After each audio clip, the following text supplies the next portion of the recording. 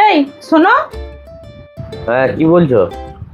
সামনে তো রাখি পূর্ণিমা, তা তুমি তোমার দিদি বোনদের বাড়ি চলে যাও, দিয়ে রাখি বেঁধে চলে এসো। আর আমিও আমার বাপের বাড়ি যাই, দিয়ে আমার ভাই দিকে নিয়ে আমি রাখি বেঁধে আসি। আমি কোথাও যাচ্ছি না কো, আমার দিদি বোন ওরা আমার বাড়িতেই আসবে।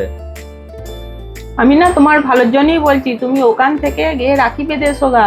এখানে যদি সবাই আসে না, তোমার অনেক খরচা হয়ে যাবে। আর যদি ওখানে বেঁধে আসো, তোমার কিন্তু কম খরচায় হয়ে যাবে। অত তোমাকে ভাবতে হবে না গো, আমার দিদি বোনরা যদি আমার বাড়ি না আসে আমিও কিন্তু তোমাকে তোমার বাপের বাড়ি যেতে দেবো না, পরিষ্কার কথা। আমার ব্যাপারটা আলাদা, আমার মাও অসুস্থ আছে, আমাকে তো ওখানে যেতেই হবে। অত খরচাপাতি করে আমি তোমাকে ওইখানে পাঠাতে পারবো না গো। আমার দিদি বোনরা যদি এখানে না আসে আমি তোমাকেও যেতে দেবো না, এটা কিন্তু বলে দিলাম পরিষ্কার করে। না, আমাকে বাপের বাড়ি যেতেই হবে। আরে তোমরা এত ঝামেলা করছো কেন? মামাকে এখানে ডেকে নিলেই তো হয়ে যাবে। মামাকে রাখি বেঁধে দেবে তুমি। আমিও সেই কথাটাই বলছি। তুই অত জানিস নাকি?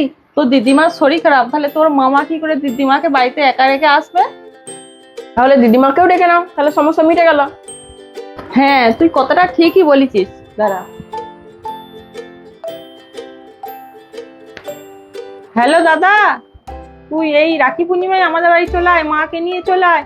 সোনু, মনু, কালু সবাইকে নিয়ে আয়। আর তার সঙ্গে ওই যে বড় জেঠার ছেলে, দুটো ছেলেকে, রান্না ছোটুকে নিয়ে চলে আয়। মেজো জেঠার 3টে ছেলেকে নিয়ে আয়। ওই যে পাশের বাড়ির কাকিমাদের বাড়িতে ওই জেঠা পাতানো আছে না, ওই জেঠার 5টা ছেলেকে নিয়ে আয়। খরচা চিন্তা করিস না, সব তো যাই বুঝে বেড়ে। আমি কি বলছি জানো তো, এক কাজ করো, তোমার টিকিটটা কবে করাতে হবে বলো, আমি তোমার টিকিটটা করে দিচ্ছি। তুমি যাও আরামসে রাখি বেঁধে এসো, আর আমার দিদি বোনরা আসুক, আমি ঘরেতে রাখি বেঁধে নেবো, ঠিক আছে? যাও তুমি যাও। ঠিক আছে, এতক্ষণ বলতে কি হয়েছিল?